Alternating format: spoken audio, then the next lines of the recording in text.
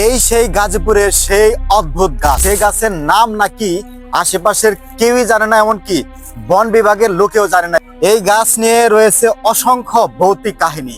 এর ডালপালা কাটলে নাকি সে মারা পর্যন্ত যায়, এরকমও ঘটনা ঘটেছে অনেক।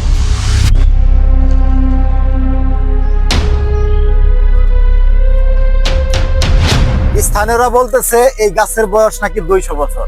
তো আমার কাছে মনে হইতেছে এই গাছের বয়স 200 বছরের অধিক, কারণ এর যে অবস্থা এখানে দেখেন, পুরা ফুটবল খেলার মাঠের মতো ডালপালা হচ্ছে ছড়িয়ে ছিটে আছে।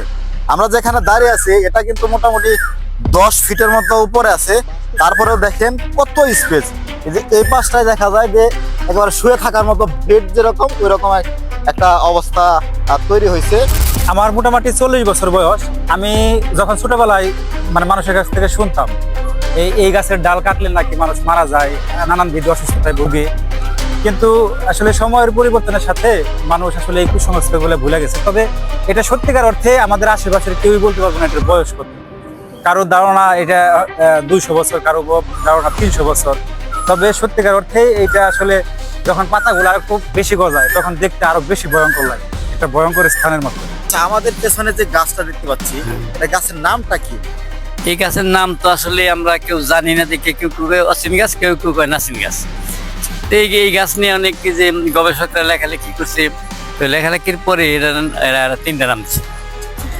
একটা নাম দিচ্ছে আপনার সাদা পাকর, আর একটা হলো টক বট, আর তিতবট। এই 3 নাম নিয়ে এটা কত বছর যাবত এখানে আছে? এটা আসলে ওইটা আমরা ওইভাবে নির্ধারিত করে কেউ বলতে পারবো না। তো ওই এরা লেখালেখি করে বলছে যে প্রায় 250 থেকে 300 বছরের মতো হবে। ছোটবেলা থেকে এরকমই দেখতেছেন? হ্যাঁ, ছোটবেলা থেকে এরকমই দেখছি, আকার একটু ছোট দেখছে, এখন একটু বড় একটু বড় হয়েছে। আচ্ছা, এই গাছের কি কোনো ভৌতিক ইতিহাস আছে যে মানুষ এই গাছটা কেন এখনো রয়েছে, কাটতে যায় নাই কেউ? ওইটা আসলে আমার এক চাচা ডালা কাটার পরে উনি বেদনা পরে ভুগিয়া টুগিয়া মারা গেছে, অনেকেই ডরাইছে। সব সময় কি এটা সারা সিজনে কি এরকম থাকে নাকি?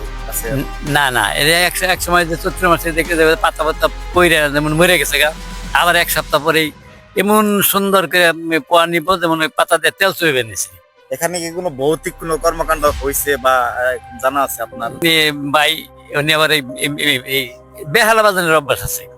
উনি এই বেঞ্চের মধ্যে বসে বেহালা বাজিয়েছে, উনি যা বলছে ওই কথাটা আমি বলি আর কি, আমরা দেখিনি। কত বছর আগের কথা? এটাই 1 বছর আগের ঘটনা।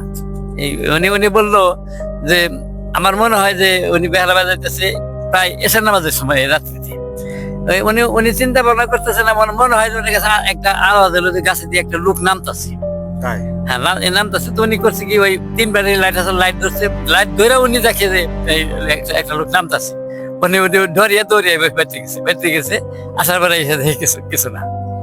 উনি লাইট ধরার পরে দেখছে নামতাছে। কি মহিলা না পুরুষ? ওই পুরুষ মানুষ, মানুষের রূপ ধরে নামতাছে। এখান থেকে নামতাছে।